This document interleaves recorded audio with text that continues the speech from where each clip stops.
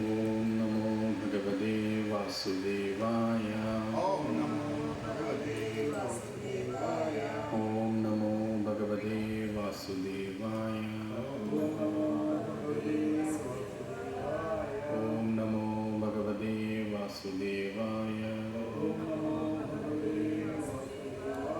നാരായണം നമസ്കൃത്യം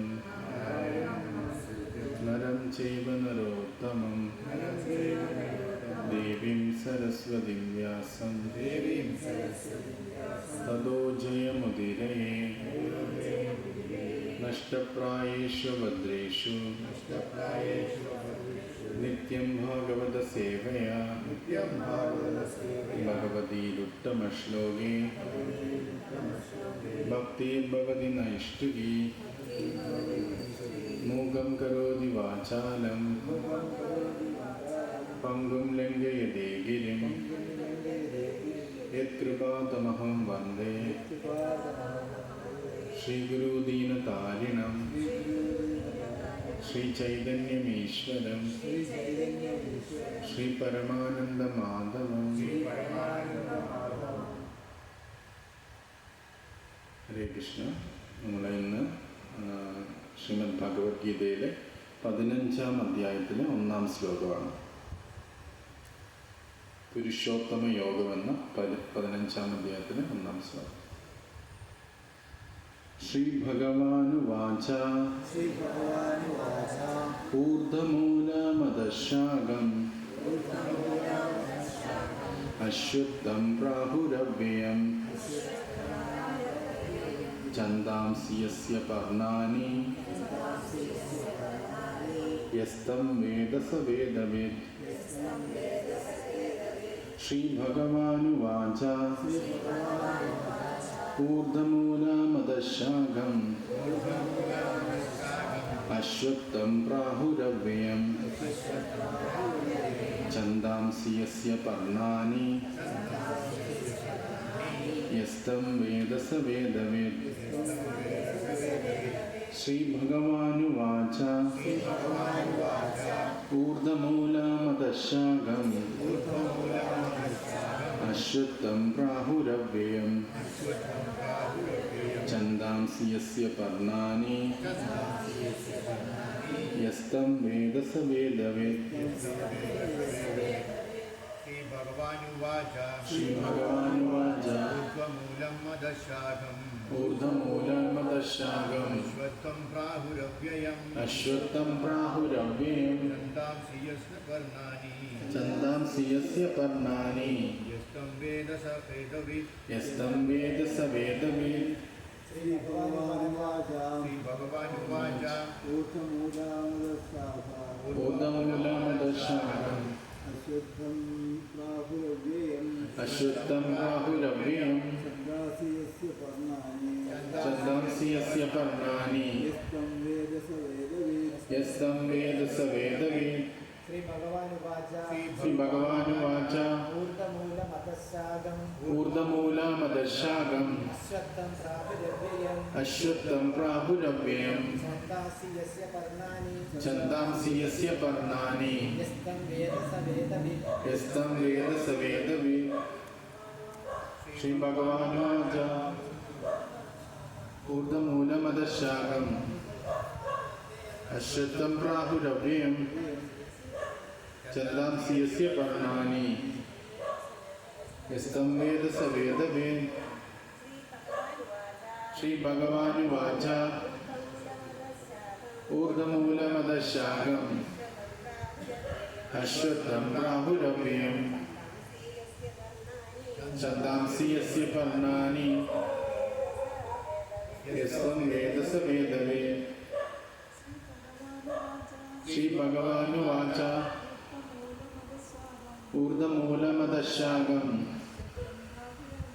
അശ്വത്ഥം പ്രാഹുരവ്യയം ഛന്ദാംസി യസ്യ പർണാനി യസ്തം വേദ സ വേദവിദ്.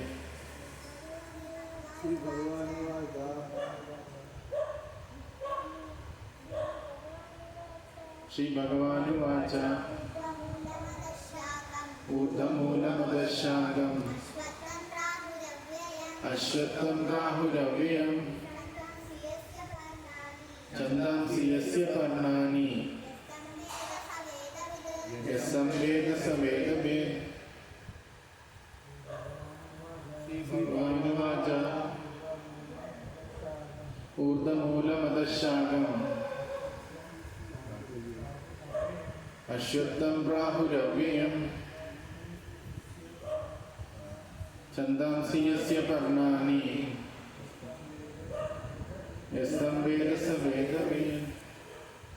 ശ്രീ ഭഗവാനുവാച ശ്രീ ഭഗവാൻ പറഞ്ഞു, ഊർധ്വമൂലം വേരുകൾ മേൽപോട്ടായിട്ടും അധഃശാഖം ശാഖകൾ കീഴ്പോട്ടായിട്ടും അശ്വത്ഥം അശ്വത്തെ അരയാൽ അവ്യയം അവ്യയമെന്ന് സനാതനമെന്ന് പ്രാഹു പറയുന്നു. ഛന്ദാംസി ഛന്ദസ്സുകൾ വേദമന്ത്രങ്ങൾ യസ്യ യാതൊന്നിൻ്റെ പർണാനി ഇലകളാകുന്നു. യാതൊരുവൻ തം അതിനെ അശ്വത്ഥത്തെ വേദ അറിയുന്നു. സ അദ്ദേഹം വേദവിദ് വേദജ്ഞനാകുന്നു. വിവർത്തനം ഭാവാർത്ഥം കൃഷ്ണകൃപാമൂർത്തി എസ്.സി. ഭക്തിവേദാന്ത സ്വാമി ശീലപ്രഭുപാദ് കി ജയ്. വിവർത്തനം കുറച്ച് വലിയൊരു ഭാവാർത്ഥമാണ്, എന്നാലും അത് വായിക്കണം. വിവർത്തനം: പരമദിവ്യോത്തമ പുരുഷൻ പറഞ്ഞു, വേരുകൾ മേൽപോട്ടായിട്ടും ശാഖകൾ കീഴ്പോട്ടായിട്ടും അക്ഷയമായൊരു അശ്വത്ഥമെന്ന്. അതിൻ്റെ ഇലകളാണ് വേദമന്ത്രങ്ങൾ. ഈ വൃക്ഷത്തെ അറിയുന്നവനത്രേ വേദജ്ഞൻ. ഭാവാർത്ഥം: ഭക്തിയോഗത്തിൻ്റെ മഹാത്മ്യത്തെപ്പറ്റി പ്രതിപാദിച്ചത് കേട്ടപ്പോൾ തന്നെ ഒരാൾ അപ്പോൾ വേദങ്ങളെക്കുറിച്ച് എന്തു പറയുന്നു എന്ന് ചോദിച്ചേക്കാം. വേദപഠനത്തിൻ്റെ ഉദ്ദേശ്യം കൃഷ്ണനെ പറ്റി അറിയുകയാണെന്ന് ഈ അദ്വൈതത്തിൽ പ്രസ്താവിക്കുന്നു. കൃഷ്ണബോധത്താൽ ഭക്തിയുത സേവനത്തിൽ ഏർപ്പെടുന്നത് കൊണ്ട് തന്നെ ഒരാൾ വേദജ്ഞനാകും. ഭൗതിക ബന്ധനങ്ങളെയാണ് ഇവിടെ അരയാൽ വൃക്ഷത്തോട് ഉപമിച്ചിരിക്കുന്നത്. ബലോദിഷ്ട കർമ്മങ്ങളിൽ ഏർപ്പെടുന്നവരെ സംബന്ധിച്ചിടത്തോളം ഈ വൃക്ഷത്തിന് നാശമില്ല. ഒരു ശാഖയിൽ നിന്ന് മറ്റൊന്നിലേക്ക് അവർ സഞ്ചരിച്ചു കൊണ്ടിരിക്കും. ഈ ഭൗതിക ലോകമാകുന്ന വൃക്ഷത്തിന് അതിരില്ല. ഇതിൽ ആസക്തരായവർക്ക് മോചനവുമില്ല. ആത്മോന്നതിയെ ലക്ഷ്യമാക്കുന്ന വേദസൂത്രങ്ങൾ ഇതിൻ്റെ ഇലകളെന്ന് പറയുന്നു. ബ്രഹ്മാവിൻ്റെ ഇരിപ്പിടത്തിൽ നിന്ന് ആരംഭിക്കുന്നതുകൊണ്ട് അതിൻ്റെ വേരുകൾ മുകളിലേക്കെന്ന് പറയുന്നു. വിശ്വത്തിൻ്റെ അത്യുന്നത ഗ്രഹമാണല്ലോ ബ്രഹ്മലോകം. അനശ്വരമെന്ന് പറയപ്പെടുന്ന ഈ മഹാവൃക്ഷത്തെ അറിയാൻ കഴിഞ്ഞാൽ മനുഷ്യന് അതിൽ നിന്ന് മുക്തനാകാം. ഈ മോചനത്തിൻ്റെ പ്രക്രിയ എങ്ങനെയാണെന്ന് നോക്കാം. ഭൗതിക ബന്ധനങ്ങളിൽ നിന്ന് വിട്ടുപോകാൻ പല വഴികളുണ്ടെന്ന് മുൻ അധ്യായങ്ങളിൽ പറഞ്ഞുവല്ലോ. ഭഗവത് ഭക്തിയുത സേവനമാണ് അതിൽ അത്യുത്തമെന്ന് 13-ാം അധ്യായം സ്പഷ്ടമാക്കുകയും ചെയ്തു. ഭൗതിക പ്രവർത്തനങ്ങളിൽ വിരക്തിയും ആധ്യാത്മികമായ ഭഗവത് സേവനത്തിൽ ആസക്തിയുമാണ് ഈ ഭക്തിയുത സേവന പദ്ധതിയുടെ അടിസ്ഥാന തത്വങ്ങൾ. ഭൗതിക ലോകത്തിൻ്റെ ആകർഷണത്തെ ഒഴിവാക്കുന്നത് എങ്ങനെയെന്ന് ഇവിടെ ആദ്യമായി തന്നെ വിവരിച്ചിരിക്കുന്നു. ഭൗതിക അസ്തിത്വത്തിൻ്റെ വേര് മേൽപോട്ട് വളരുന്നു എന്നതുകൊണ്ട് സൃഷ്ടിയുടെ അത്യുന്നത തലത്തിൽ നിന്ന് സമഗ്ര ഭൗതിക സത്തയിൽ നിന്നാണ് അതിൻ്റെ ആരംഭം എന്ന് സാരം. അവിടെ നിന്ന് അനേകം ഗ്രഹവ്യൂഹങ്ങളാകുന്ന ഉപശാഖകളോടെ അവ വളർന്നു വികസിക്കുന്നു. ധർമാർത്ഥ കാമമോക്ഷങ്ങളെ മുൻനിർത്തി ജീവാത്മാക്കൾ ചെയ്തു പോകുന്ന കർമ്മങ്ങളുടെ പ്രതികരണങ്ങൾ തന്നെ ഈ വൃക്ഷത്തിൻ്റെ ഫലങ്ങൾ. വേരുകൾ മുൾപോട്ടും ശാഖകൾ താഴേക്കുമായി നിൽക്കുന്ന ഒരു വൃക്ഷത്തെ ഈ ലോകത്തിൽ ആരും കണ്ടിരിക്കുകയില്ല. പക്ഷേ ഇല്ലെന്ന് പറഞ്ഞുകൂടാ. ഒരു ജലാശയത്തിനരികിൽ പോയി നോക്കിയാൽ കാണാം, വേരുകൾ മുകളിലും കൊമ്പുകൾ താഴെയുമായിട്ടാണ് വെള്ളത്തിൽ നിഴലിക്കുന്നത്. മറ്റൊരു തരത്തിൽ പറഞ്ഞാൽ ആധ്യാത്മിക ലോകമാകുന്ന വൃക്ഷത്തിൻ്റെ ഒരു പ്രതിഫലനം മാത്രമാണ് ഭൗതിക ലോകമാകുന്ന ഈ വൃക്ഷം. വൃക്ഷച്ചായ വെള്ളത്തിൽ നിഴലിക്കുന്നത് പോലെ ആധ്യാത്മികമായ ഈ വൃക്ഷത്തിൻ്റെ നിഴൽ തൃഷ്ണയിൽ സ്ഥിതി ചെയ്യുന്നു. ഈ ഭൗതികതയുടെ വെളിച്ചത്തിൽ പ്രതിഫലിച്ച് കാണുന്നവെല്ലാം തൃഷ്ണ തന്നെ കാരണം. ഭൗതിക ജീവിതത്തിൻ്റെ ഈ മോചനം നേടാൻ ആഗ്രഹിക്കുന്നവർ ഈ വൃക്ഷത്തെ സമഗ്രമായി അപഗ്രഥനം ചെയ്ത് അറിയണം. എന്നാൽ അതിനോട് ബന്ധം ഛേദിച്ചു കളയാൻ സാധിക്കും. യഥാർത്ഥ വൃക്ഷത്തിൻ്റെ ഈ പ്രതിച്ഛായയ്ക്ക് അതിനോട് തികച്ചും സാദൃശ്യമുണ്ട്. ഇവിടെയുള്ളതെന്തും ആധ്യാത്മിക ലോകത്തുമുണ്ട്. വ്യക്തിശൂന്യവാദികൾ ബ്രഹ്മമാണ് ഭൗതിക ലോകത്തിൻ്റെ വേരെന്ന് പറയുന്നു. സാങ്ക്യസിദ്ധാന്ത പ്രകാരം ഈ വേരിൽ നിന്നാണ് പ്രകൃതിയും പുരുഷനും ത്രിഗുണങ്ങളും പഞ്ചമഹാഭൂതങ്ങളും 10 ഇന്ദ്രിയങ്ങളും മനസ്സും മറ്റും വഴിയെ ഉളവായത്. ഇങ്ങനെ ഇവർ ഈ ലോകത്തെ 24 മൂലകങ്ങളായി വിഭജിച്ചിരിക്കുന്നു. സർവ ആവിഷ്കാരങ്ങളുടെയും മൂലകേന്ദ്രം ബ്രഹ്മമാണെങ്കിലും ആ കേന്ദ്രത്തിൻ്റെ 180 ഡിഗ്രിയോളം വരുന്ന ആവിഷ്കാരം ആത്മീയ ലോകവും 180 ഡിഗ്രി ഭൗതിക ലോകവുമാണ്. മേൽക്കീഴായി മറിഞ്ഞ ഒരു നിഴലാണ് ഈ ഭൗതിക പ്രപഞ്ചം. അതുകൊണ്ട് ഇതിൻ്റെ വൈവിധ്യം അത്രയും ആത്മീയ ലോകത്തിനും ഉണ്ടായിരിക്കും. അങ്ങനെ അവിടെയുള്ളത് സത്യമാണെന്ന ഭേദമേ ഉള്ളൂ. ഭഗവാന്റെ ബാഹ്യശക്തിയിലാണ് പ്രകൃതി ഭഗവാൻ പുരുഷനും. ഈ ഭൗതിക ഭഗവത്ഗീത വിവരിച്ചിട്ടുണ്ട്. ഈ ആവിഷ്കാരം ഭൗതികമായതിനാൽ നൈമിഷികമാണ്. ചിലപ്പോൾ പ്രത്യക്ഷവും ചിലപ്പോൾ അദൃശ്യവുമായ ഈ പ്രതിഫലനം ക്ഷണികമാണ്. പക്ഷേ ഈ പ്രതിഫലനത്തിന് കാരണമായ ഉറവിടമെന്തോ അത് ശാശ്വതമാണ്. യഥാർത്ഥ വൃക്ഷത്തിൻ്റെ ഭൗതിക പ്രതിബിംബത്തെ ഛേദിക്കേണ്ടിയിരിക്കുന്നു. ഒരാൾ വേദജ്ഞൻ എന്ന് പറഞ്ഞാൽ ഭൗതിക പ്രപഞ്ചത്തോടുള്ള ആസക്തി അറുത്തു നിൽക്കേണ്ട വിധം അറിയുന്നയാൾ എന്നർത്ഥം. ഈ പ്രക്രിയ എന്തെന്ന് മനസ്സിലാക്കിയ മനുഷ്യൻ വേദജ്ഞനാണ്. മറിച്ച് വേദോക്തങ്ങളായ യജ്ഞാതി ക്രിയകളാൽ ആകൃഷ്ടനായവന് വൃക്ഷത്തിൻ്റെ അഴകുള്ള പച്ചിലകളിലാണ് ഭ്രമം. അയാൾ വേദങ്ങളുടെ ശരിയായ ഉദ്ദേശം എന്തെന്ന് ഗ്രഹിച്ചിട്ടില്ല. ഭഗവാൻ സ്വയം പ്രസ്താവിച്ചിട്ടുള്ളതുപോലെ ഛായാവൃക്ഷത്തെ മുറിച്ചു കളഞ്ഞ് ആത്മീയ ലോകത്തിൽ യഥാർത്ഥ വൃക്ഷത്തെ കണ്ടെത്തുന്നതാണ് വേദങ്ങളുടെ ഉദ്ദേശം. ഓമജ്ഞാനതിമിരാന്തസ്യനാഞ്ചനശലാകയ ചക്ഷുരന്മിലിതമേന തസ്മൈ ശ്രീ ഗുരുവേ നമഃ.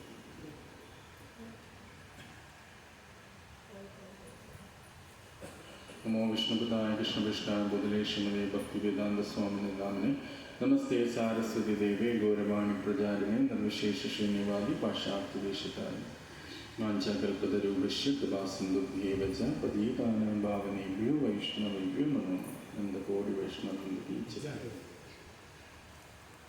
വിവർത്തനം ഒന്നും കൂടെ വായിക്കാം. പരമദിവ്യോത്തമ പുരുഷൻ പറഞ്ഞു, വേരുകൾ മേൽപോട്ടും ശാഖകൾ കീഴ്പോട്ടുമായിട്ട് അക്ഷയമായ അശ്വത്ഥമുണ്ട്. അതിൻ്റെ ഇലകളാണ് വേദമന്ത്രങ്ങൾ. ഈ വൃക്ഷം എന്തെന്ന് അറിയുന്നവനത്തിന് വേദജ്ഞൻ. 15-ാം അധ്യായത്തിൻ്റെ തുടക്കം ഒരു ഭഗവാൻ അർജുൻ്റെ ഒരു ചോദ്യത്തിനുമല്ല ഉത്തരം പറയുന്നത്. നേരിട്ട് ഭഗവാൻ തൻ്റെ ഉള്ളിൽ നിന്ന് പറഞ്ഞു വരികയാണ്.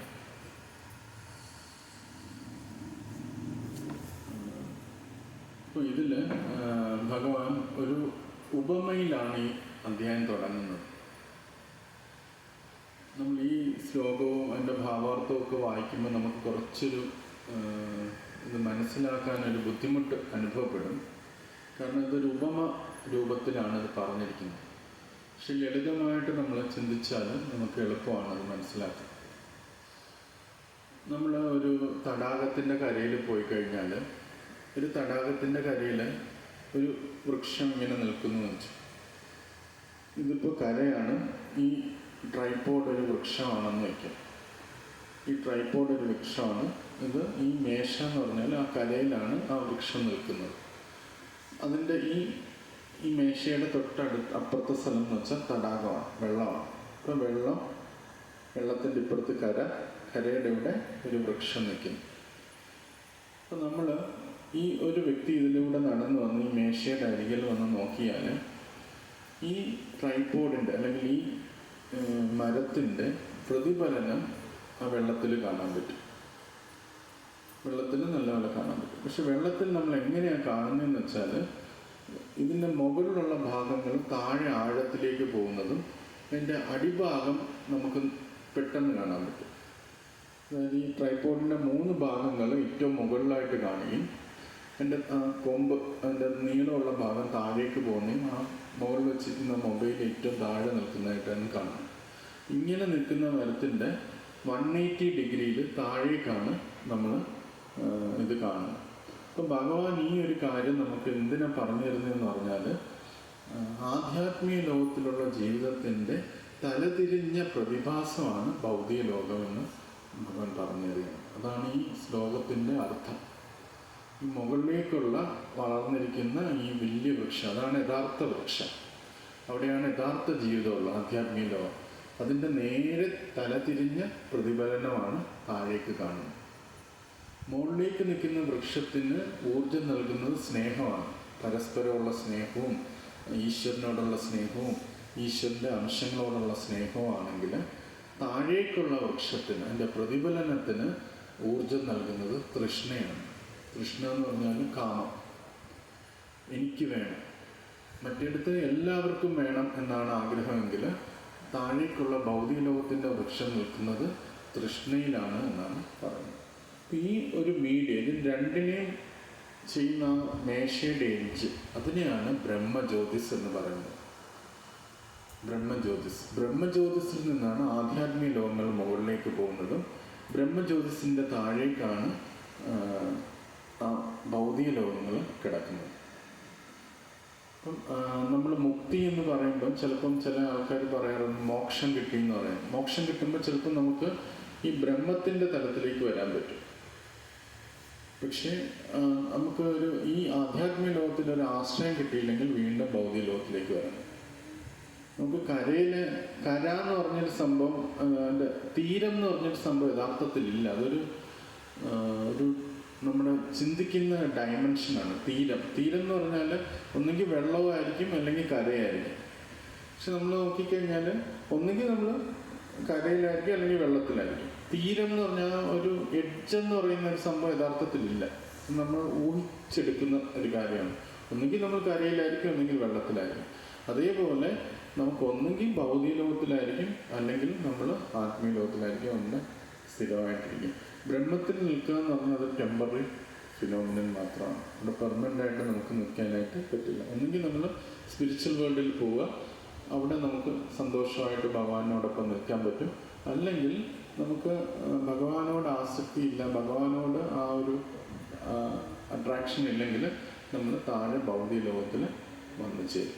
ഭൗതിക ലോകത്തിൽ ഏതെങ്കിലും ഒരു ഗ്രഹത്തിൽ നമുക്ക് ജീവിക്കാനായിട്ട് പറ്റും. ഇതാണ് ഈ ഒരു ഉപമയുടെ ഉള്ളടക്കം.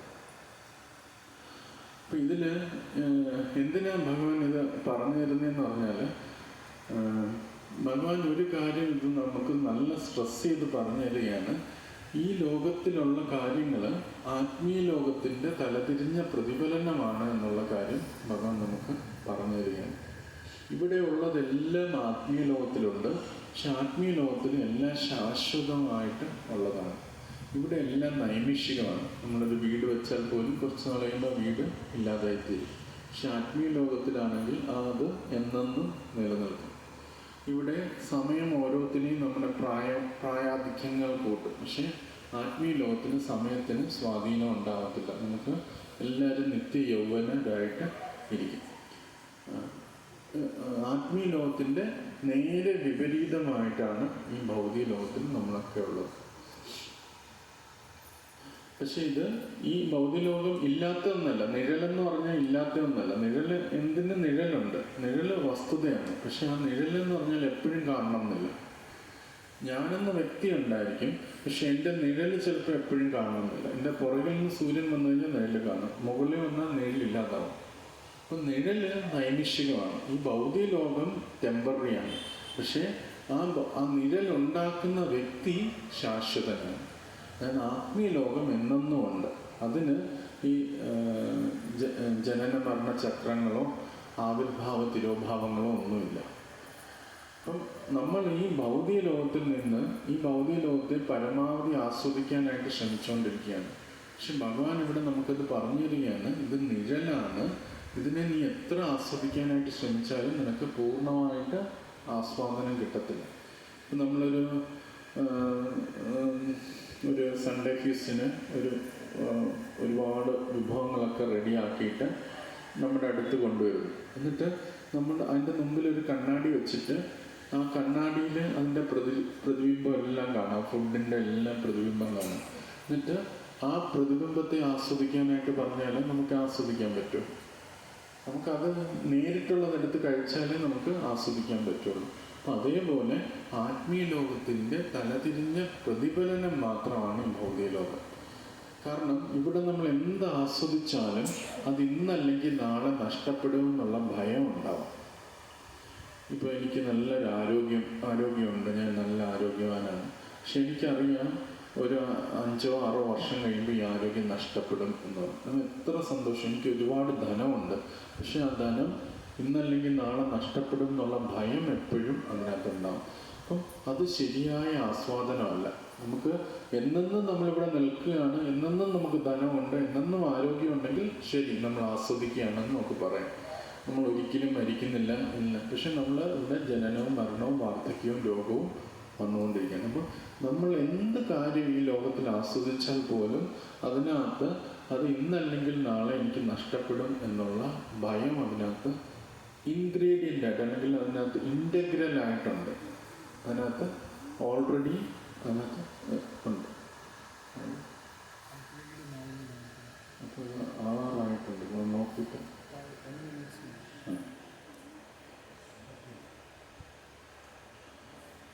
ഇത് നമ്മൾ വ്യക്തമായി ഭഗവത്ഗീത ശ്ലോകങ്ങളും ഇതൊക്കെ നമ്മൾ പഠിക്കുന്നത് നമ്മൾ പലപ്പോഴും നമുക്ക് ഈ ഭൗതിക ലോകത്തിൽ കുറച്ച് അറിവ് കിട്ടിക്കഴിഞ്ഞാലോ, കുറച്ച് സൗന്ദര്യം ഉണ്ടെങ്കിലോ, കുറച്ച് ധനമുണ്ടെങ്കിലോ, ചില കഴിവുകളൊക്കെ ഉണ്ടെങ്കിലോ നമ്മൾ അഹങ്കരിക്കും. കുറച്ച് അഹങ്കാരം ഉണ്ടാകും, എനിക്കിതുണ്ട്, എനിക്കതുണ്ട് എന്നുള്ള. പക്ഷേ ഭഗവാൻ ഇവിടെ ഇതിലൂടെ നമുക്ക് പറഞ്ഞു തരികയാണ്, നമുക്ക് എന്തുണ്ടെങ്കിലും അതിനകത്ത് വലിയ വാല്യൂ ഇല്ലാതെ ഇന്നല്ലെങ്കിൽ നാളെ നഷ്ടപ്പെടും എന്നുള്ള കാര്യം നമ്മൾ മനസ്സിലാക്കണം. അതുകൊണ്ട് ആത്മീയ ജീവിതത്തിൻ്റെ മുന്നേറാനായുള്ള ഒരു വഴി എന്ന് പറഞ്ഞാൽ എളിമത്വമാണ്. നമുക്ക് എന്തൊക്കെ ക്വാളിറ്റീസ് ഗുണങ്ങളുണ്ടെങ്കിലും അത് ഇന്നല്ലെങ്കിൽ നാളെ നഷ്ടപ്പെടും. അതിനകത്ത് ഞാൻ അഹങ്കരിക്കേണ്ട ആവശ്യമില്ല എന്നുള്ളത് നമ്മൾ മനസ്സിലാക്കണം.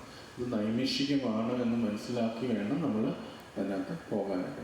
നമുക്ക് അതിനകത്തുനിന്ന് കുറേ ഈ ശ്ലോകത്തിൽ നിന്ന് ഒരുപാട് കാര്യങ്ങൾ നമുക്ക് പഠിക്കാനുണ്ട്. ഒന്ന്, നമ്മൾ ഈ കാണുന്ന ലോകം, ഇത് ഇവിടെ കാണുന്ന എല്ലാ വെറൈറ്റിയും ആത്മീയ ലോകത്തിലുണ്ട് എന്നുള്ളൊരു കാര്യം നമുക്ക് മനസ്സിലാക്കാൻ പറ്റും. പലപ്പോഴും ആൾക്കാർക്ക് മരണത്തെ സംബന്ധിച്ചിടത്തോളവും മുക്തിയെ സംബന്ധിച്ചിടത്തോളം ഒരു ഭയമാണ്. മരണത്തിനോടുള്ള ഭയം എന്തുകൊണ്ടെന്ന് വെച്ചാൽ, ഞാൻ ഇത്രയും വെറൈറ്റി ലൈഫുമായിട്ട് എൻജോയ് ചെയ്തു, മരണത്തിന് ശേഷം ഞാനിങ്ങനെ പൂർണ്ണമായിട്ട് ഉറങ്ങിക്കിടക്കുമോ, എനിക്ക് എന്തെങ്കിലും ഇനി വേറൊരു ജീവിതം ഉണ്ടാകുമോ, അതോ ഞാനിങ്ങനെ ഉറങ്ങിപ്പോകുന്നതാണോ, അല്ലെങ്കിൽ ഞാൻ ഇല്ലാതായി പോവാണോ, എന്തൊക്കെയാണ് ഈ മരണം, എന്താണ് എനിക്ക് കൊണ്ടുവരുന്നതെന്നുള്ള ഭയം എപ്പോഴും ഉണ്ടാകും. പക്ഷെ ഭഗവാൻ ഇവിടെ ഭഗവത്ഗീതയിൽ നമുക്ക് പറഞ്ഞു തരുന്നുണ്ട്, ഈ കാണുന്ന ഒന്നുകിൽ നമ്മൾ ഈ ഭൗതിക ലോകത്തിൽ തന്നെ വീണ്ടും വെറൈറ്റി ആയിട്ടുള്ള ഈ ഭൗതിക ലോകത്തിൽ വരും. നമ്മൾ പരിശുദ്ധ ഭക്തി നേടിക്കഴിഞ്ഞാൽ നമ്മൾ ആത്മീയ ലോകത്തിലേക്ക് ട്രാൻസ്ഫർ, അവിടെ എപ്പോഴും ശാശ്വതമായ കാര്യമാണ്. അപ്പം ഇത് നമ്മൾ ശരിക്കും മനസ്സിലാക്കി കഴിഞ്ഞാൽ നമുക്ക് ഈ മരണഭയം ഒഴിവായി പോകും. കാരണം നമ്മൾ ഇപ്പോൾ ഒരു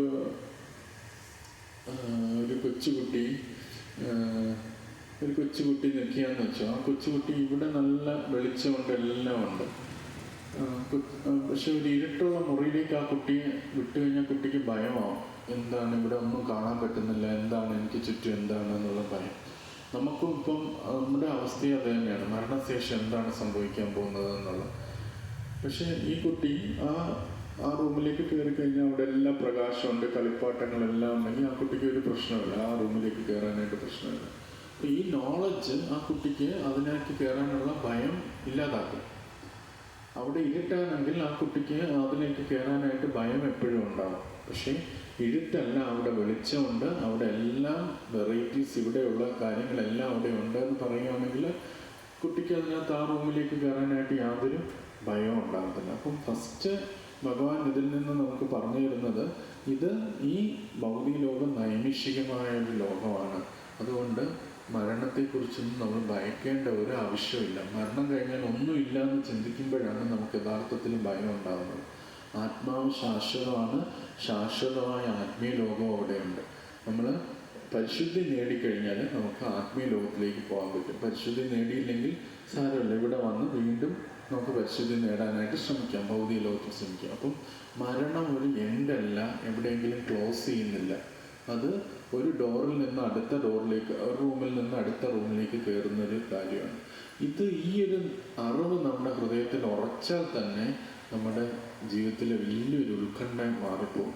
അല്ലെങ്കിൽ നമുക്ക് പ്രായമാകുമ്പോഴും, നര വരുമ്പോഴും, ശരീരവേദന വരുമ്പോഴും, മരണശേഷം എന്താണ് സംഭവിക്കാൻ പോകുന്നത്, ഞാൻ ഇല്ലാതായി തീരുമോ, അല്ലെങ്കിൽ ഞാൻ എപ്പോഴും ഉറങ്ങിപ്പോകുമോ അല്ലെങ്കിൽ എനിക്ക് ആരും കൂട്ടിനാരും ഇല്ലാതാവുമോ, ഇങ്ങനെയുള്ള ഭയം നമ്മളെ എപ്പോഴും ഗ്രസിച്ചിരിക്കും. നമ്മൾ എന്ത് കാര്യം ചെയ്യുമ്പോഴും ആ ഒരു ഭയം നമ്മുടെ കൂടെ ഉണ്ടാകും. പക്ഷേ നമുക്ക് ഉറപ്പുണ്ട്, ഇത് ഭൗതിക ലോകത്തിനുപരിയായിട്ട് ആത്മീയ ലോകമുണ്ട്, ആത്മീയ ലോകത്തിലെല്ലാം ഉണ്ട്, ഭഗവാനുണ്ട്, ഇതിലും ശാശ്വതമായിട്ട് എല്ലാ കാര്യങ്ങളും ഇവിടെ നിലനിൽപ്പുണ്ട്, നമ്മൾ ഭയക്കേണ്ട ആവശ്യമില്ല എന്ന്.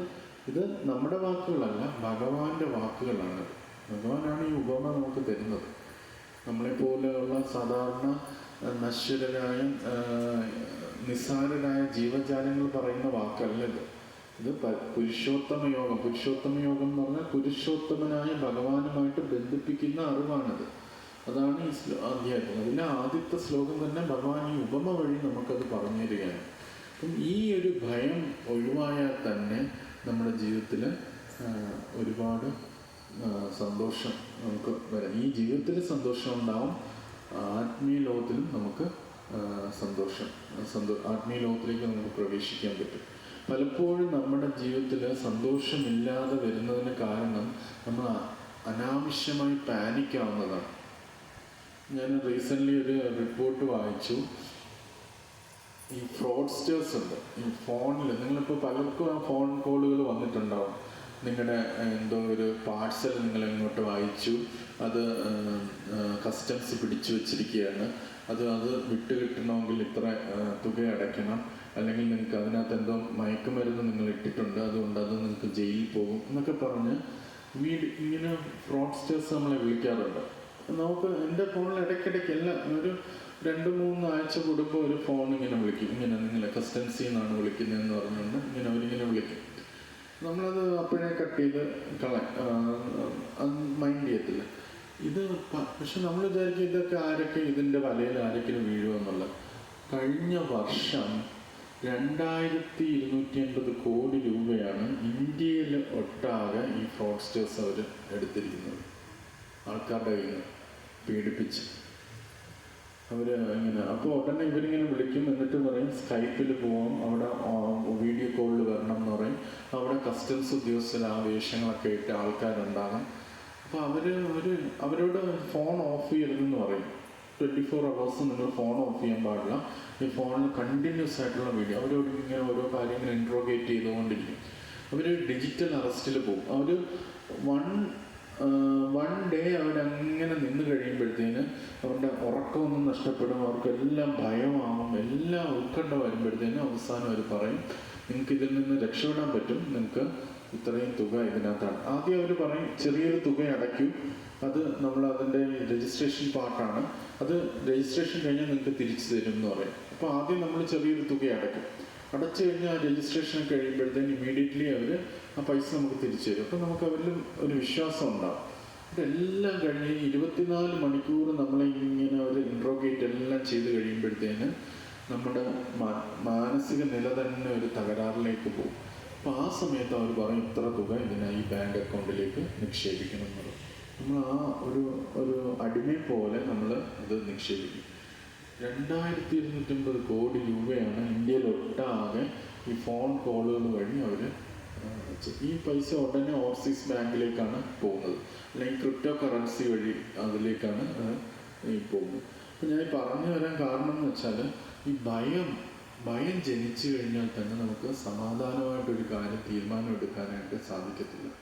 ഈ ഭയം നിൽക്കുന്നിടത്തോളം കാലം നമുക്കൊരു കാര്യവും പീസ്ഫുള്ളായിട്ട് ചെയ്യാനായിട്ട് പറ്റില്ല.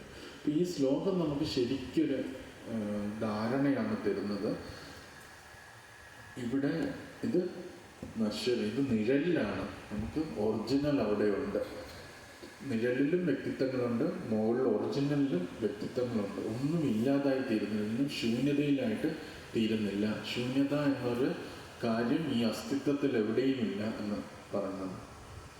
പണ്ട് ഞാൻ ഒരു സിനിമ കണ്ട എനിക്ക് ഓർമ്മ. ആ സിനിമ എനിക്ക് ഭയങ്കര ഒരു ടച്ചിങ് ആയിട്ടുള്ളൊരു സിനിമയാണ്. പൈതൃകം എന്ന് പറഞ്ഞൊരു സിനിമ.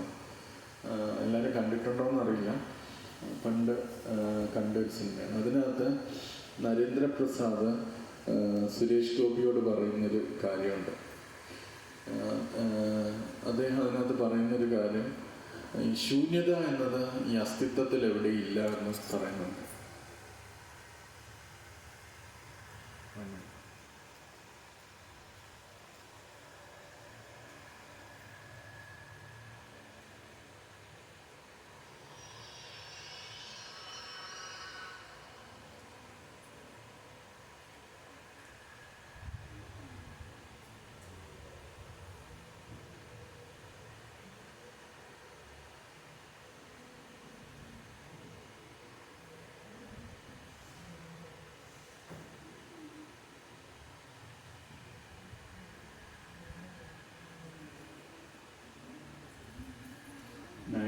കഴിഞ്ഞ് സ്റ്റാർട്ട് ചെയ്യണം എന്ന് പറഞ്ഞു. അപ്ഗ്രേഡ് ഇല്ലാത്തത് ചുമ്മാ അതാണ്.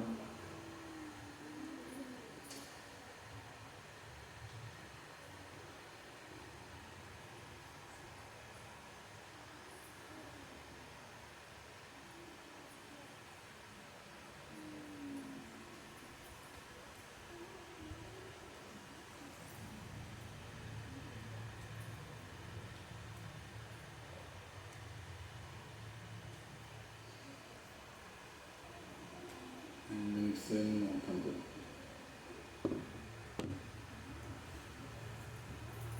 ചൈതന്യപ്രഭു നമ്മൾ വിളിച്ചു ഒരു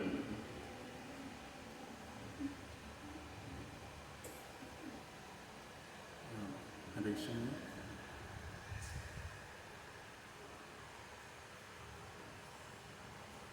ഹരീഷൻ പ്രഭു അതിനകത്ത് ഞാൻ വീണ്ടും റീജോയിൻ ചെയ്യുമ്പോഴേ 9 minutes കഴിഞ്ഞ് ജോയിൻ ചെയ്യാൻ പറ്റുമെന്ന് കാണിക്കുന്നു.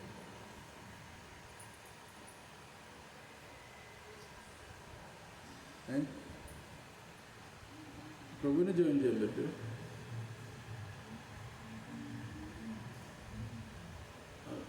അപ്പോൾ അതിപ്പോൾ എന്ത് ചെയ്യാൻ പറ്റും? വെയിറ്റ് ചെയ്തിട്ട് ഓക്കെ ഓക്കെ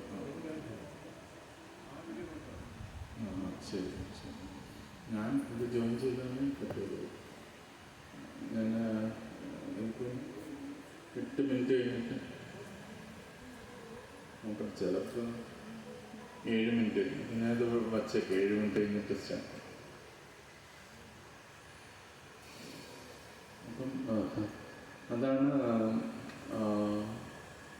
അപ്പോൾ ഇതിനകത്തത് നമ്മൾ മനസ്സിലാക്കാൻ പറ്റും. നമുക്കിത് ഈ ഒരു കാര്യം നമ്മളിപ്പം ഈ ഒരു മീറ്റിങ്ങിലെങ്കിലും ഇവിടെ കൂടിയിരിക്കുന്നവരെങ്കിലും ആ ഒരു കാര്യത്തിൽ പൂർണ്ണമായൊരു വിശ്വാസം നമ്മൾ എടുക്കണം. ഭഗവാന്റെ വാക്കിലാണ് വിശ്വസിക്കുന്നത്. നമ്മൾ എന്തെല്ലാം കാര്യങ്ങൾ വിശ്വസിക്കുന്നുണ്ട്. ഇവിടെ നമ്മൾ കയറി വരുമ്പോൾ നമ്മൾ ലിഫ്റ്റിനെ വിശ്വസിക്കുന്നുണ്ട്. ഈ ലിഫ്റ്റിനെ വിശ്വസിക്കുന്നത് ഇവിടത്തുള്ള ആൾക്കാർ പോകും എന്നുള്ള ഒരു ഇതിലാണ്. അവർ കയറുന്നുണ്ട്, അവർക്ക് പ്രശ്നമൊന്നും പറ്റുന്നില്ല, അതുകൊണ്ടാണ് നമ്മൾ ലിഫ്റ്റിനെ വിശ്വസിക്കുന്നത്. അപ്പം ഇവിടെ താമസിക്കുന്ന ആൾക്കാരിലുള്ള വിശ്വാസമാണ് നമ്മുടെ ലിഫ്റ്റിലേക്കുള്ള വിശ്വാസമായിട്ട് നമ്മൾ പോകുന്നത്. അപ്പം അതേപോലെ നമ്മൾ ഈ സാധാരണ ആൾക്കാർ വിശ്വസിക്കുമെങ്കിൽ പരമദിവ്യത്വം പുരുഷനായ ഭഗവാന്റെ വാക്കുകളിൽ എന്തുകൊണ്ട് നമുക്ക് വിശ്വസിച്ചുകൂടാ? നമ്മൾ പറയും നമ്മൾ ഡിവോട്ടീസ് ആണെന്ന് പറയുമെങ്കിലും ഈ ഒരു നമുക്ക് പലപ്പോഴും മരണത്തെ സംബന്ധിച്ചിടത്തോളം ഒക്കെ ഭയമാണ്. എപ്പോഴും ഭയമാണ്. ഉള്ളിലൊരു ഭയം എപ്പോഴും ഉണ്ടായിക്കൊണ്ടിരിക്കുക. എന്തായിരിക്കും അടുത്ത സംഭവിക്കാൻ പോകുന്നത്? എന്തെങ്കിലും സംഭവിക്കുമോ? ഇനി എന്തെങ്കിലും അരുതാത്തത് വരുമോ എന്നൊക്കെയുള്ള ഭയം എപ്പോഴും നമുക്ക് വന്നില്ല. അതുകൊണ്ട് ശീല പ്രഭുപാദ് എപ്പോഴും പറയുന്നൊരു കാര്യം എന്ന് വെച്ചാൽ don't be morose, don't be morose, don't be morose. ഒരിക്കലും വിഷമിച്ചിരിക്കരുത് എന്നുള്ള കാര്യം ശീല പ്രഭുപാദ് നമുക്ക് പറഞ്ഞു തരുന്നുണ്ട്. നമ്മൾ ഈ ഒരു കാര്യം മനസ്സിലാക്കി, ഒരു ഡിവോട്ടി ഈ കാര്യം മനസ്സിലാക്കി കഴിഞ്ഞാൽ ഭയത്തിൻ്റെ ആവശ്യമില്ല. നമുക്ക് ചുറ്റുമുള്ള ആൾക്കാർ അവർ പോയാൽ എന്ത് സംഭവിക്കും? ഒന്നും സംഭവിക്കില്ല. അവർ വേറെ എവിടെയെങ്കിലും പോവും, നമ്മളും വേറെ എവിടെയെങ്കിലും പോവും, വേറെ ഏതെങ്കിലും ലോകത്തിൽ പോവും. അവർക്കൊന്നും സംഭവിക്കാൻ പോകും. അവർ വേറൊരു ശരീരം എടുക്കും, നമ്മൾ വേറൊരു ശരീരം എടുക്കും. നമ്മൾ ആത്മീയ ലോകത്തിലോ ഭൗതിക ലോകത്തിലോ എവിടെയാണെന്ന് വെച്ചാൽ പോവും. നമ്മൾ പോകുന്ന ആ ഒരു പാത തീരുമാനിക്കുന്നത് നമ്മൾ തന്നെയാണ്. നമുക്ക് എത്രത്തോളം പരിശുദ്ധ ഭക്തി ആഗ്രഹിക്കുന്നുണ്ടോ അതനുസരിച്ചുള്ള ആത്മീയ ലോകത്തിലേക്ക് നമ്മൾ സഞ്ചരിക്കും. പക്ഷെ നമ്മൾ ഭൗതികമായി ഇവിടെ തൃഷ്ണയാണ് ഈ ഭൗതിക ലോകത്തിൽ അടിസ്ഥാനം. അപ്പം നമ്മൾ നമ്മുടെ സ്വാർത്ഥ ചിന്താഗതി വെക്കുകയാണെങ്കിൽ നമ്മൾ ഈ ഭൗതിക ലോകത്തിൽ തന്നെ വീണ്ടും വരും. അപ്പം നമുക്ക് 2 മോട്ടോർ സൈക്കിൾ ഉണ്ടെന്നേ ഉള്ളൂ. ഒന്ന് പരിശുദ്ധ ഭക്തിയുടെ മോട്ടോർ സൈക്കിളും മറ്റേത് ഒരു കാമത്തിൻ്റെതായ മോട്ടോർ സൈക്കിളും. നമ്മൾ പരിശുദ്ധ ഭക്തിയുടെ മോട്ടോർ സൈക്കിൾ എടുത്താൽ നമ്മൾ ഈ നിഴലിൽ നിന്ന് നേരെ മുകളിലേക്ക് കയറി അങ്ങ് ആത്മീയ ലോകത്തിലേക്ക് പോകും. പക്ഷെ കാമത്തിൻ്റെതായ മോട്ടോർ സൈക്കിൾ എടുക്കുകയാണെങ്കിൽ നമ്മൾ നേരെ നിഴലിലേക്ക് പോകും. പക്ഷെ എവിടെയായാലും നിഴലിലായാലും ആൾക്കാരുണ്ട്, നമുക്ക് ചുറ്റും ആൾക്കാരുണ്ട്, മുകളിലായാലും ആൾക്കാരുണ്ട്. നമ്മളെവിടെയും ശൂന്യത എന്നുള്ളൊരു സംഭവമില്ല, അന്ധകാരം എന്നുള്ളൊരു സംഭവമില്ല, ഒന്നുമില്ലായ്മ എന്നുള്ളൊരു സംഭവമില്ല. അതുകൊണ്ട് ഭയക്കേണ്ട ആവശ്യമില്ല. നമ്മൾ മരണത്തെ ഭയക്കേണ്ട ആവശ്യമില്ല. അതെൻ്റെ ജസ്റ്റ് എൻ്റെ ശരീരത്തിൻ്റെ ചേഞ്ച് മാത്രമാണ് എന്നുള്ളത് മനസ്സിലാക്കണം. ഈ പാനിക്ക് വന്നാൽ തന്നെ ഈ ഫ്രോഡ്സ്റ്റേഴ്സിൽ നിന്ന് രക്ഷപ്പെടാനുള്ള വഴി എന്ന് വെച്ചാൽ ആദ്യമേ ഇവരിങ്ങനെ വിളിക്കുമ്പോൾ നമ്മൾ ഭയക്കാൻ പാടില്ല. ഭയക്കുമ്പോഴാണ് പിന്നെ ബാക്കിയെല്ലാം അതിൻ്റെ പുറകെ വന്നുകൊണ്ടിരിക്കുന്നത്. നമ്മൾ ഭയന്നു എന്ന് കണ്ടാൽ അവർ അതിനെ യൂട്ടിലൈസ് ചെയ്യാനായിട്ട് ശ്രമിക്കും. നമ്മൾ ഒരു ഈ ആൾക്കാരും ഇങ്ങനെ ഫോണിലൂടെ പൈസ മേടിക്കാനൊന്നും ഒരു ഇൻവെസ്റ്റിഗേഷൻ ഏജൻസിയും അങ്ങനെ പൈസ ഫോണിലൂടെ അയച്ചു തരാനൊന്നും പറയത്തില്ല.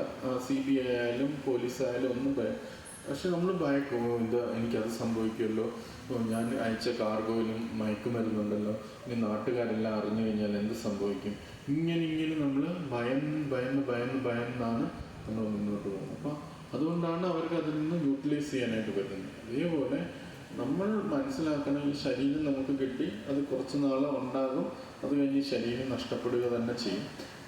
നമുക്കൊരിക്കലും ഈ ശരീരത്തെ പ്രിസർവ് ചെയ്തിരിക്കാനായിട്ട് പറ്റില്ല. ഇപ്പോൾ ഉണ്ടാകുന്ന കൂട്ടുകാരും ബന്ധുജനങ്ങളും ഒക്കെ നമ്മളിൽ നിന്ന് പോകും. ഈ കാര്യം നമ്മൾ വ്യക്തമായി മനസ്സിലാക്കിയിരിക്കണം. അതിന് നമ്മൾ അനാവശ്യമായി വിഷമിക്കേണ്ട ആവശ്യമില്ല. നമ്മളൊരു യാത്രയിലാണ്. ഈ യാത്രയിൽ കുറേ ആൾക്കാരുമായിട്ട് യോജിച്ചിട്ടുണ്ട്. നമ്മൾ ഇത് കഴിഞ്ഞിട്ട് അടുത്ത സ്ഥലത്തേക്ക് പോകുമ്പോൾ ഈ ആൾക്കാരെല്ലാം വേറെ വേറെ സ്ഥലത്തായിട്ട് പോവുക തന്നെ ചെയ്യും. പക്ഷെ അവിടെയും നമുക്ക് വേറെ ആൾക്കാരുണ്ടാവും. പക്ഷെ നമ്മുടെ ലക്ഷ്യം ഇങ്ങനെ ഓരോ ഈ ചക്രത്തിൽ കറങ്ങുക എന്നുള്ളതല്ല. നമുക്ക് ഈ ശാശ്വതമായിട്ടുള്ള ആ മരത്തിലേക്ക് അല്ലെങ്കിൽ ഭഗവാന്റെ നാമത്തിലേക്ക് പോവുക എന്നുള്ളതാണ് നമ്മുടെ യഥാർത്ഥ ഉദ്ദേശം എന്ന് നമ്മൾ മനസ്സിലാക്കണം. അപ്പോൾ ഇത് വളരെ പ്രാധാന്യമാണ്. ഞാൻ ഇതിൻ്റെ വേറെ ഒരുപാട് കാര്യങ്ങളിലേക്കൊന്നും പോകുന്നില്ല. ഈ ഒരു മരണഭയത്തെ അതിജീവിക്കേണ്ടത് ഒരു ഭക്തൻ്റെ അത്യാവശ്യമായിട്ടുള്ള ഒരു പ്രാഥമിക ഘടകമാണ്. മരണം വേദനാജനകമാണ്. നമ്മുടെ ശരീരത്തിൽ നമ്മൾ പോകുമ്പോൾ, അത്രയും നാൾ പ്രിയപ്പെട്ട ശരീരത്തിൽ നിന്ന് പോകുമ്പോൾ നമുക്കെല്ലാം വേദനയുണ്ടാകും. പക്ഷേ ആ സൈക്കോളജിക്കൽ വേദനയും കൂടെ നമ്മൾ പിടിച്ചു വയ്ക്കരുത്. നമുക്ക് പിടിച്ചു വയ്ക്കാൻ പറ്റാത്തതിനെ കുറിച്ച് നമ്മൾ നഷ്ടപ്പെട്ടു പോകുന്നതിനെ കുറിച്ച് നമ്മൾ വെറുതെ വേവലാതിപ്പെട്ടിട്ട് കാര്യമില്ലല്ലോ. ഒരു മിനിറ്റ് പറഞ്ഞോ. ഇപ്പോൾ 1 മിനിറ്റിൽ ജോയിൻ ചെയ്യും.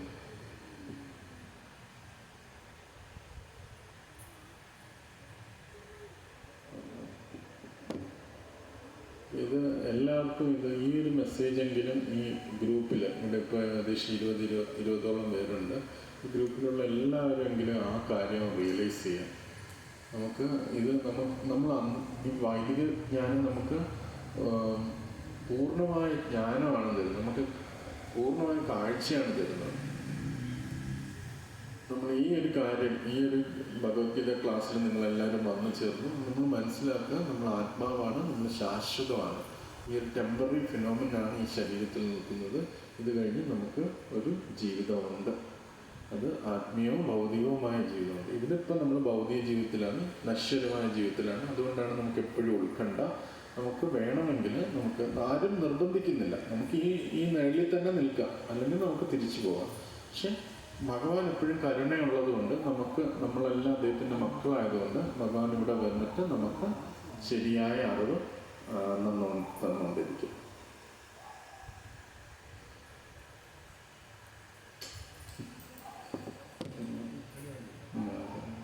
ആവുമായിരിക്കും 1 മിനിറ്റ്.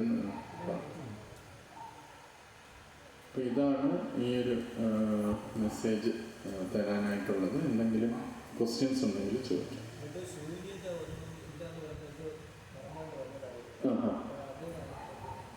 ഏതോ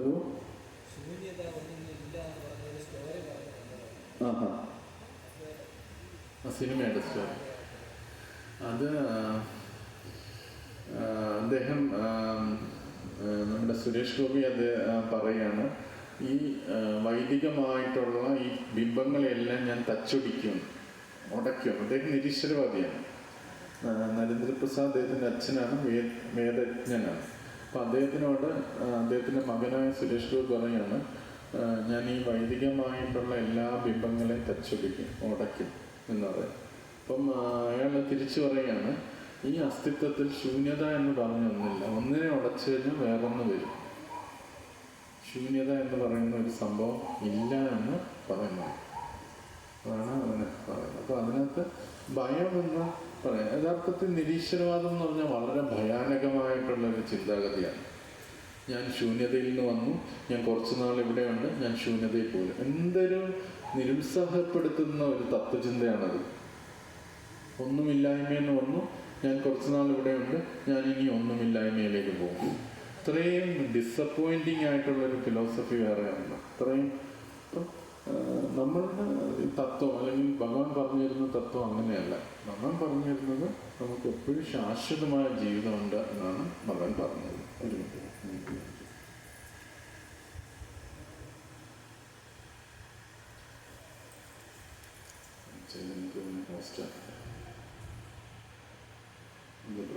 മതി. ചേതനക്ക് ഒന്ന് ഹോസ്റ്റാക്കണം.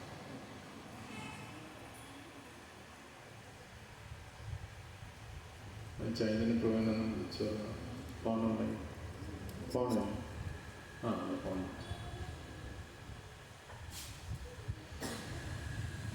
പ്രഭുവിന് അത് മാത്രമാണോ അതോ വേറെ എന്തെങ്കിലും അറിയാം?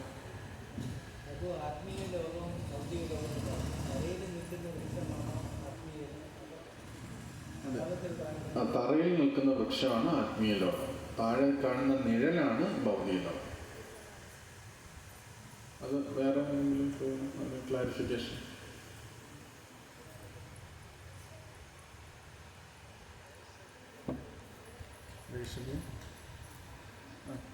ജോയിൻ ചെയ്തിട്ടുണ്ട് ഞാൻ.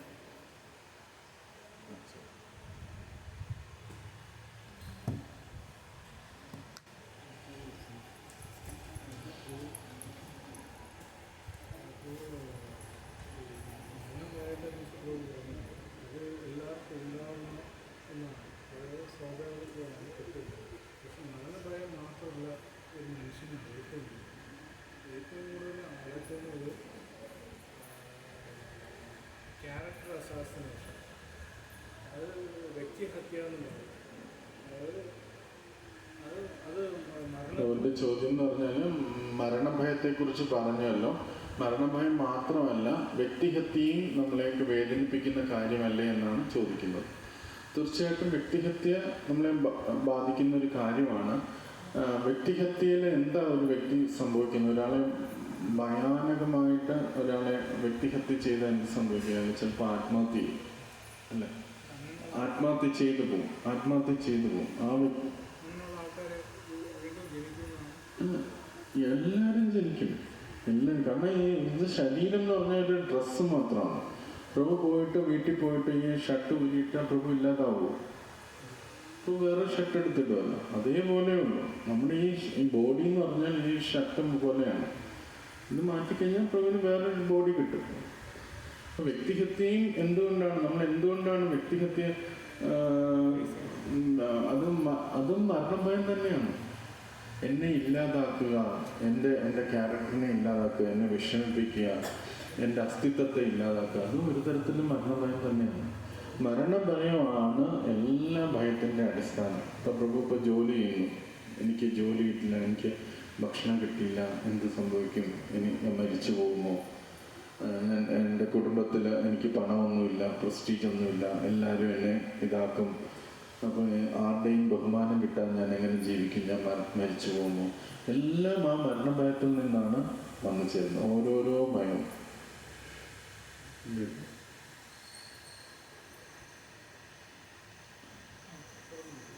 അതാണ് എല്ലാ ഇതും എന്താണ് നമ്മൾ ആ ഒരു പോയിന്റ്. അതുകൊണ്ടാണ് ഭഗവത്ഗീതയുടെ തുടക്കത്തിൽ തന്നെ ദേഹിനോസ്മിൻ യഥാ ദേഹേ കൗമാരം യൗവനഞ്ചര തഥാ ദേഹാന്തര പ്രാപ്തി ധീരസ്തത്രന മുഖ്യതി.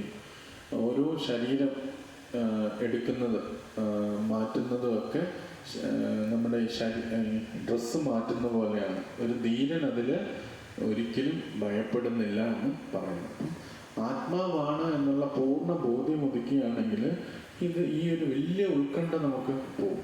നമ്മുടെ എല്ലാ മുഖം നോക്കിയാലും നമുക്ക് അറിയാൻ പറ്റും എന്തുമാത്രം ഉത്കണ്ഠയും കൊണ്ടാണ് നമ്മൾ നടക്കുന്നത്. നാളെ എന്ത് സംഭവിക്കും. അതാണ് നമ്മുടെ മുഖത്ത് ഇത്രയും ഒരു വലിഞ്ഞു മുറുകിയിരിക്കുന്നത്. നമ്മളെപ്പോഴും എന്താണ് സംഭവിക്കാൻ പോകുന്നത് എന്നുള്ളത്. അതെല്ലാം അടിസ്ഥാനപരമായിട്ട് ഇതാണ്. ഇപ്പം നമ്മളൊരു പുതിയൊരു സ്ഥലത്തേക്ക്, ഒരു ജോലി സ്ഥലത്തേക്ക് പോകാൻ നമുക്കൊരു ഭയം ഉണ്ടാവും, അല്ലേ? എന്താണ് അവിടെ സംഭവിക്കുക? അല്ലെങ്കിൽ ഒരു പുതിയൊരു വീട്ടിലേക്ക് പോവാണ്, അവിടെ വെള്ളം ശരിയായിരിക്കുമോ, അവിടെ വൃത്തി അയൽക്കാരൊക്കെ നല്ലതായിരിക്കുമോ, എന്തെല്ലാം കാര്യങ്ങളാണ് നമുക്ക് ഉൾക്കൊണ്ടു വരുന്നത്. കാരണം ഈ ചേഞ്ച് നമുക്ക് പറ്റുന്നില്ല. ഈ ചേഞ്ച് നമ്മൾ ഇത്രയും നാൾ ജീവിച്ചിരുന്ന ഒരു സാഹചര്യത്തിൽ നിന്ന് വേറൊരു സാഹചര്യത്തിലേക്ക് പോകുമ്പോൾ ആ ഭയം നമ്മളെ അത് ഭയം എന്ത് സംഭവിക്കും എന്നുള്ളത്. ഇത് തന്നെയാണ് മരണത്തിനും സംഭവിക്കാൻ പോകുന്നത്. ഇത്രയും നാൾ ഞാൻ ഇത്രയും ആൾക്കാരുടെ കൂടെ ജീവിച്ചു, അവരുമായിട്ടെല്ലാം ബന്ധം സ്ഥാപിച്ചു. ഇനി ഞാൻ മരിച്ചു കഴിഞ്ഞാൽ ആരാണ് എൻ്റെ കൂടെയുള്ളത്? എൻ്റെ കൂടെയുള്ളവരെല്ലാം ഇവിടെ ഇല്ലേ? അവരൊക്കെ എന്തായി തീരും? ഈ ഒരു ഭയം, ഇതാണ് നമ്മളെ നിരന്തരം ഭയം വേദനിപ്പിച്ചുകൊണ്ടിരിക്കുന്ന ഒരു കാര്യം. എന്ത് സംഭവിക്കുന്നു? അത് നമ്മൾ ഭഗവത്ഗീതയുടെ അടിസ്ഥാനത്തിൽ നമ്മൾ മനസ്സിലാക്കുക, നമ്മൾ ശാശ്വതരായ ജീവജാലങ്ങളാണ്. ഇവിടെ ഇല്ലെങ്കിൽ ഈ ബസ്സിൽ പോയാൽ കുറച്ച് ആൾക്കാരെ കിട്ടും. നമ്മൾ കോഴിക്കോട്ടേക്ക് പോകാമെന്ന് വെച്ചാൽ നമ്മൾ എറണാകുളം വരെ ഒരു ബസ്സിൽ പോയി, അവിടെ ആ ബസ്സിൽ കുറേ ആൾക്കാരുണ്ടായിരുന്നു. നമ്മൾ എറണാകുളത്ത് ഇറങ്ങി വേറൊരു ബസ്സിൽ കയറി കോഴിക്കോട്ടേക്ക് പോകണം. അവിടെ ആ ബസ്സിലും വേറെ കുറേ ആൾക്കാരുണ്ടാവും. എറണാകുളത്ത് നിന്ന് ഇറങ്ങിയെന്ന് പറഞ്ഞുകൊണ്ട് നമുക്ക് ആരുമായിട്ടും ബന്ധമില്ലാതെ വരുന്നില്ല. അവിടെ അടുത്ത ഇതേപോലെ ഈ ജനന മരണ ചക്രങ്ങൾ നടന്നുകൊണ്ടിരിക്കുകയാണ്.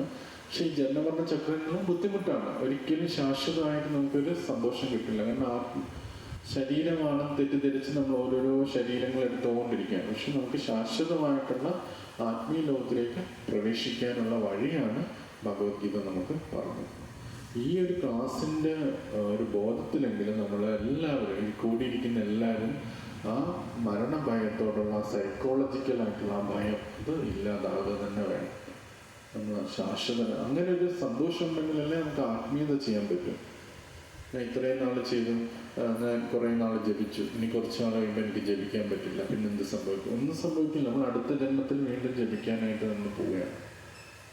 ഇത് ജസ്റ്റ് ഒരു ബോഡി ചേഞ്ച് മാത്രമാണ്, ശരീരത്തിൻ്റെ ഒരു ചേഞ്ച് മാത്രമാണ്. അപ്പം ആ ഒരു സന്തോഷം ഉണ്ടെങ്കിൽ എനിക്കെന്നും ഇത് ഈ ജന്മത്തിൽ മാത്രം ചെയ്യേണ്ട പ്രവൃത്തിയാണ് എന്നുള്ള ബോധ്യം ഉണ്ടെങ്കിൽ നമുക്കത് ഇനി കുറച്ച് കഴിയുമ്പോൾ എനിക്ക് പ്രായമായി കഴിഞ്ഞാൽ എന്ത് സംഭവിക്കും എന്ന് പറയുമ്പോൾ നമുക്ക് ഇതാവും.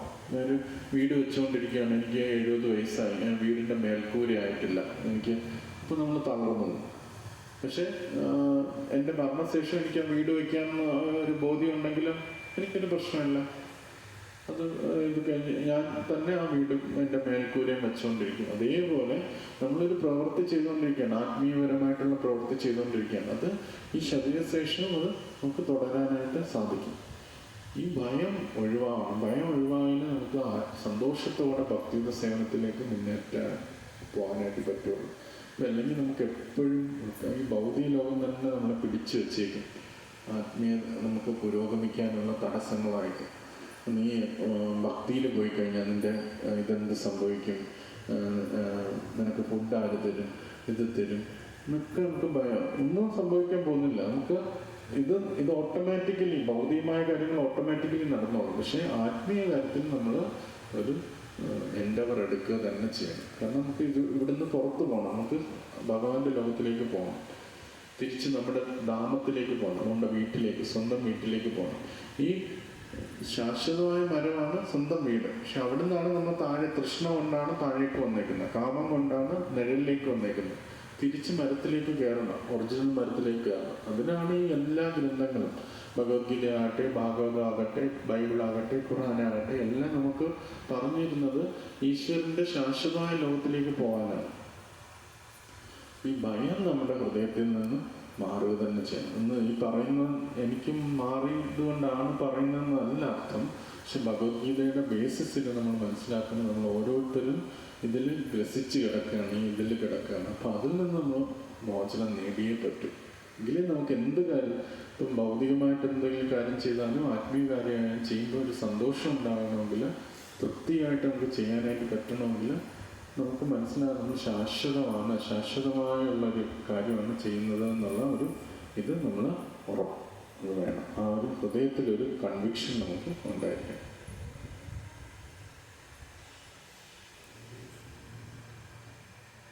മറ്റെന്തെങ്കിലും ചോദ്യം?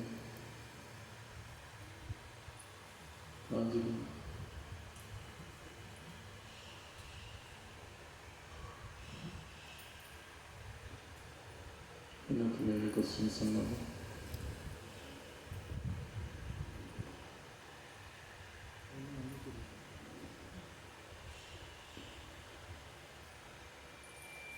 പറഞ്ഞ കാര്യങ്ങളിൽ എന്തെങ്കിലും ഡൗട്ട്സോ എന്തെങ്കിലും ഉണ്ടെങ്കിൽ ചോദിക്കാം.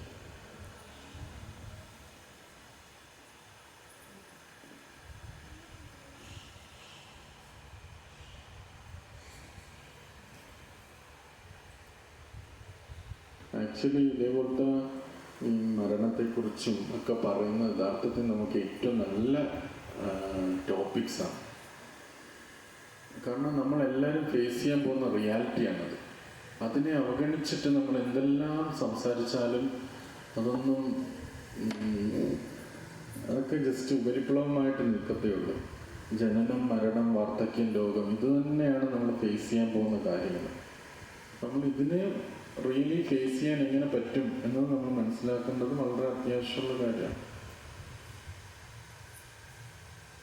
അത് ആരെയും നിരുത്സാഹപ്പെടുത്താനോ ഭയപ്പെടുത്താനോ ഉള്ള ക്ലാസ്സുകളല്ല. അത് നമുക്ക് ബെനിഫിഷ്യൽ ആയിട്ടുള്ള ക്ലാസ്സുകളാണ്.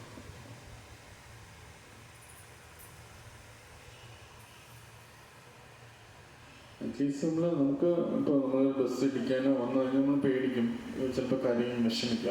അത് നാച്ചുറലാണ്. നമ്മുടെ ഈ അസ്തിത്വത്തിൽ നിന്ന് മാറുമ്പോൾ തന്നെ അത് അങ്ങനെ ധൈര്യമായിട്ട് ബസ് വരുമ്പോൾ ഇങ്ങനെ ധൈര്യമായിട്ട് നിൽക്കണം എന്നല്ല ഉദ്ദേശിക്കുന്നത്. നമ്മൾ സൈക്കോളജിക്കലി മാറണം. ഇത് കഴിഞ്ഞാൽ ഒന്നുമില്ല, ശൂന്യതയിലേക്ക് എൻഡ് ചെയ്യും എന്നുള്ള ആ ചിന്താഗതിയിൽ നിന്ന് നമ്മൾ മാറിപ്പോകണം. എങ്കിലേ നമുക്ക് ഞാൻ ആത്മാവാണ് എന്നുള്ള ആ ശാശ്വതമായൊരു സത്യത്തിലേക്ക് വന്നാലേ നമുക്കിത് സന്തോഷത്തോടെ ചെയ്യാൻ പറ്റും. അല്ലെങ്കിൽ നമ്മൾ എന്തെങ്കിലും ഇപ്പോൾ കുറേ നാൾ ചെയ്യും, കുറച്ച് നാൾ നമുക്ക് ഒരുപാട് വാർദ്ധക്യത്തിലേക്ക് വരുമ്പോൾ നമുക്ക് വിഷമമാവും. എനിക്ക് അന്ന് ചെയ്ത പോലെ ഒന്നും ചെയ്യാൻ പറ്റുന്നില്ലല്ലോ, എന്ത് സംഭവിക്കും?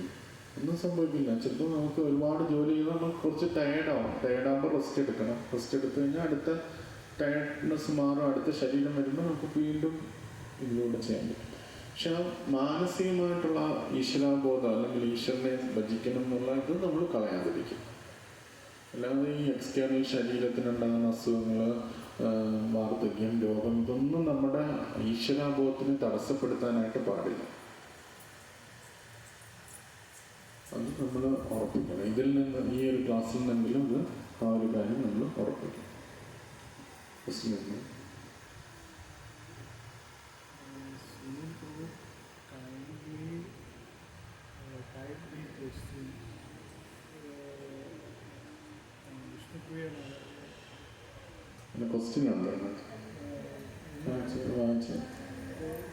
Sunil Prabhu kindly type the question. Sunil Prabhu type here. Sunil kindly type the question.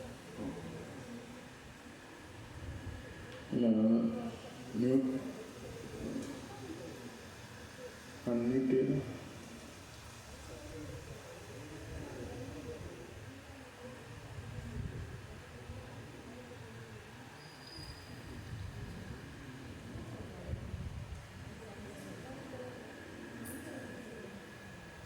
ഇല്ല, പ്രശ്നമൊന്നുമില്ല.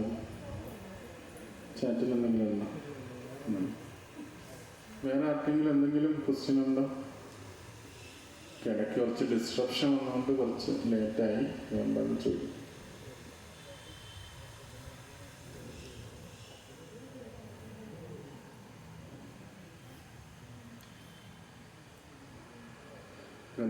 ശ്രീമദ് ഭഗവത്ഗീത കീ ജയ്, ശ്രീല പ്രഭുപാദ് കീ ജയ്.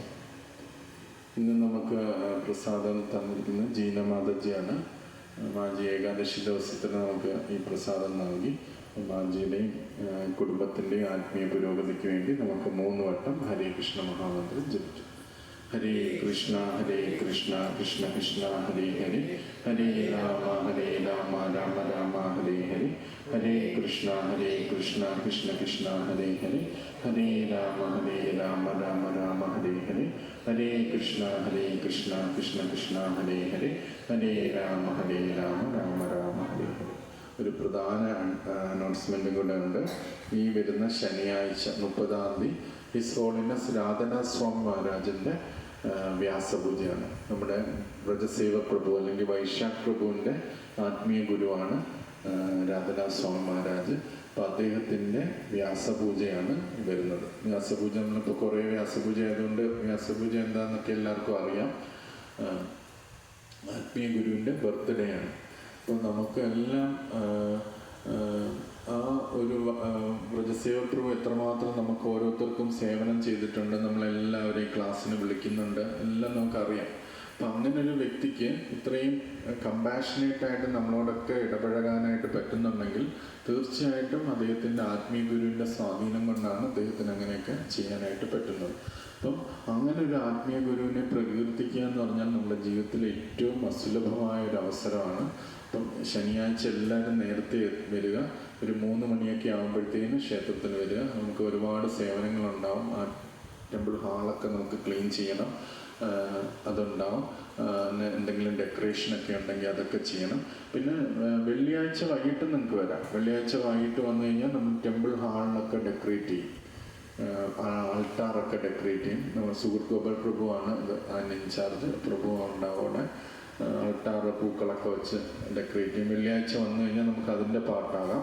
പിന്നെ ശനിയാഴ്ച ഒരു 3 മണിയൊക്കെ വന്നു കഴിഞ്ഞാൽ നമുക്ക് നേരത്തെ വരാം. ഫെസ്റ്റിവലിനൊക്കെ നമ്മൾ നേരത്തെ വരുന്നതാണ് ഏറ്റവും നല്ലത്. നമ്മൾ ആ ഫെസ്റ്റിവൽ ടൈമിൽ വരുന്നതിനെക്കാട്ടും. അപ്പോൾ വന്നു കഴിഞ്ഞാൽ നമുക്ക് സേവനം ചെയ്യും. ഫെസ്റ്റിവൽ ടൈമിൽ വന്നാൽ നമുക്ക് പ്രത്യേകിച്ച് സേവനമൊന്നും കിട്ടത്തില്ല. നമ്മൾ ക്ലാസ് അറ്റൻഡ് ചെയ്യും, പ്രസാദം കഴിയും. ഒരു 3 മണിയൊക്കെ ആകുമ്പോൾ എല്ലാവരും വരികയാണെങ്കിൽ നമുക്ക് എന്തെങ്കിലും ചെറിയ ചെറിയ കാര്യങ്ങളൊക്കെ അവിടെ ചെയ്യാം. വൈകിട്ട് 5 മണിക്ക് തൊട്ട് ഗ്ലോറിഫിക്കേഷൻ തുടങ്ങും. മഹാരാജൻ്റെ ശിഷ്യന്മാരായിരിക്കും ആദ്യം മഹാരാജിനെ കുറിച്ച് അവർക്ക് ഉണ്ടായ നല്ല അനുഭവങ്ങൾ അവർ പങ്കുവയ്ക്കുന്നത്.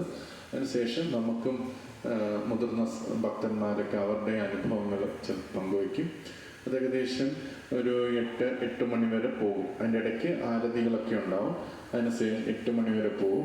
8 മണിക്ക് ശേഷം ഗുരുവാരതിയൊക്കെ ഉണ്ടാവും. 8-9 മണിയാകുമ്പോഴത്തേക്കും നമുക്ക് വിഭവസമൃദ്ധമായ സദ്യയും ഒരുക്കിയിട്ടുണ്ട്, പ്രസാദ ഫീസ്റ്റ് ഒരുക്കിയിട്ടുണ്ട്. അപ്പം എല്ലാവരും ഈ ഒരു നല്ലൊരു അനുഭവമായിരിക്കും. നമ്മൾ ഭഗവാന്റെ ഇതിനൊക്കെ നമ്മൾ വരും. പക്ഷെ ഭക്തന്മാരുടെ പ്രകീർത്തിക്കുന്ന കാര്യങ്ങൾ വരുമ്പോൾ നമ്മുടെ ഹൃദയത്തിൽ പെട്ടെന്നൊരു മാറ്റം ഉണ്ടാകുകയും നമ്മുടെ ഹൃദയം ഭയങ്കരമായിട്ട് നൈർമല്യം നേടുന്നതായിട്ട് നമുക്ക് ഫീൽ ചെയ്യാൻ പറ്റും. ആ ഒരു യാത്രകൾ ആ ഒരു ദിവസം കഴിഞ്ഞ് പോയി കഴിഞ്ഞാൽ. അതുകൊണ്ട് എല്ലാവരും നേരത്തെ വരിക, ഫുൾ പ്രോഗ്രാം അറ്റൻഡ് ചെയ്യുക.